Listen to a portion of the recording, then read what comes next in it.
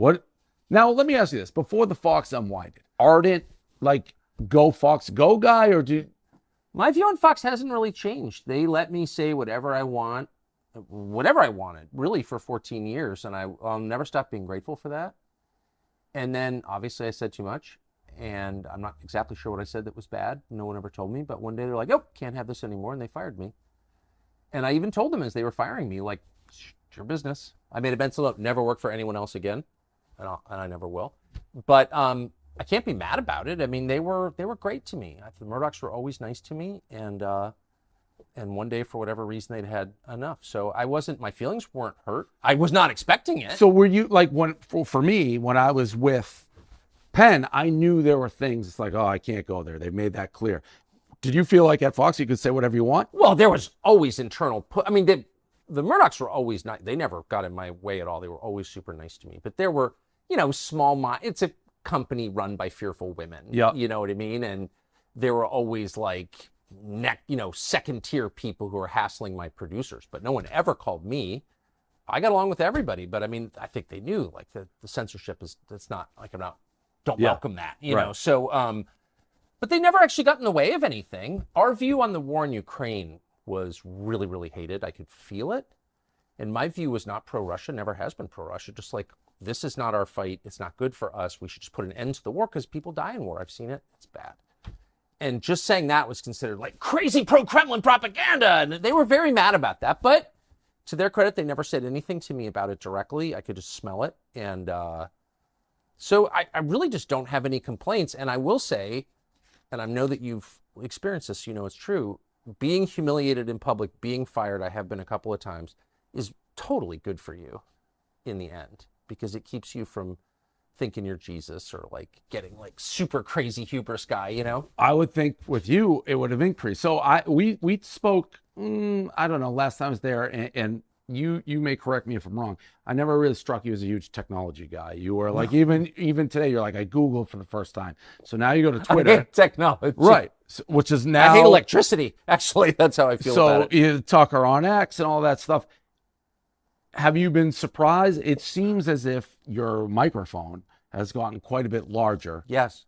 So have you been surprised by that? No, I've been grateful for it. I mean, we, like, within hours of getting the boot, thankfully they fired my executive producer, Justin Wells, like within 4 minutes of firing me. Yeah. And he really didn't do anything wrong. He was the best producer in all of television, and everyone knew it.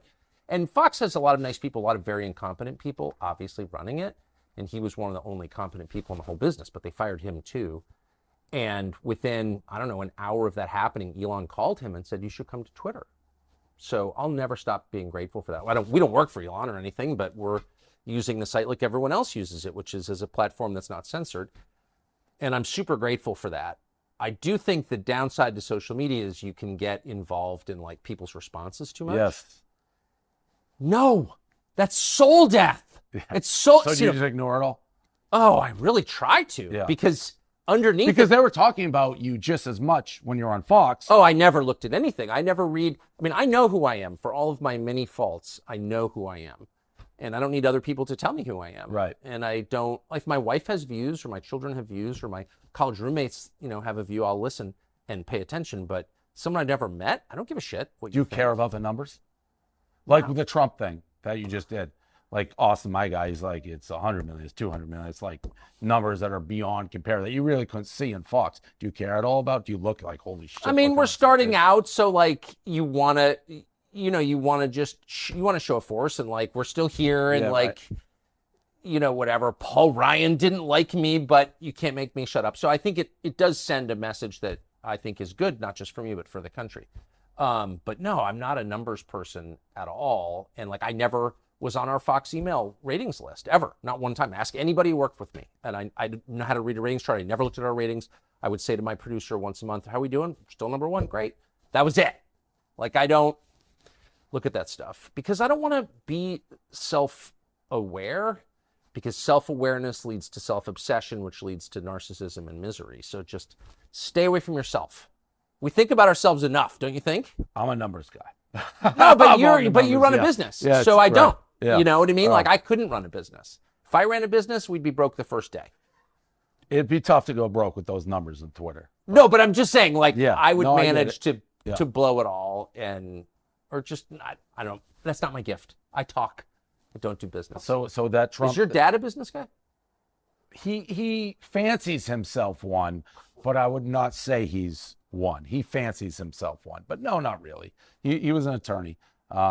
His attorney was attorney, but no, not really business. I'm more in the business side. Yeah. Clearly, you have a gift for it. I just don't. Yeah, I mean, I'm fascinated on the whole you to Twitter thing on the business side. Forget what you're saying was doing all of it. Like, well, the business side's super interesting, but I really try and think only of the story and of what is the lie that we want to combat. What is the thing you're not allowed to say that you have to say and you're going to say? And also, I'm 54 and my kids are grown, so I don't really give a shit, actually. What are you going to do to me?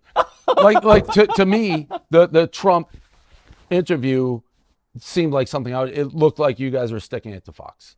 Well, I would never want to stick it to Fox, but Trump called it. No, I'm not mad at Fox. I'm really not. But the timing of it.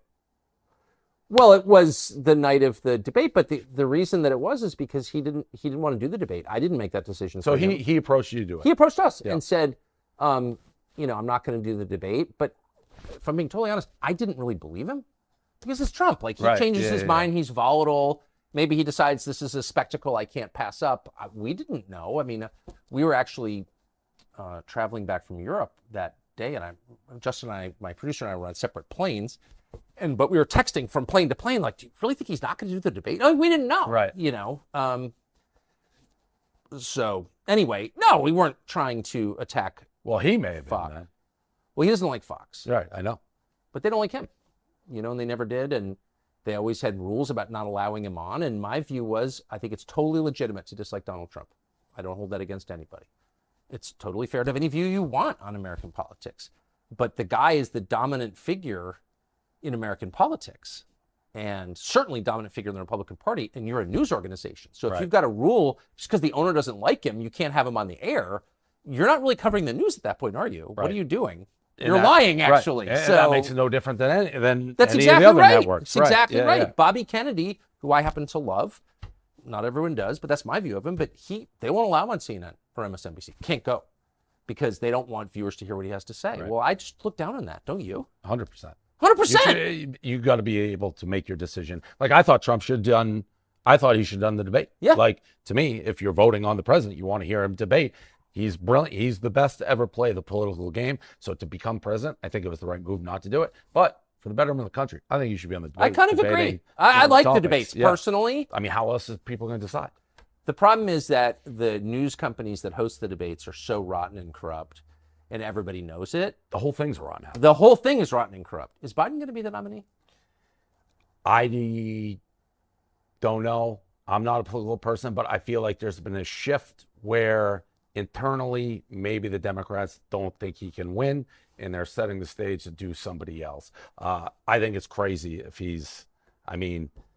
to be honest, I think both Trump and Biden are too old. I don't think you should be able to be that old and be president. But I think Trump certainly seems 100% more aware. I think Biden has got some serious dementia issues. Like how that is the president, I don't know. And that's not a Democrat, because I said about both. It's like Mitch, the guy who had the stroke, doing the speech the other day. Mitch McConnell. Yeah, like what? How are these people running our country? You wouldn't put these people in control. I would say in McConnell's, the only CEO. defense I would say of Mitch McConnell is McConnell post-stroke is an improvement over McConnell pre-stroke.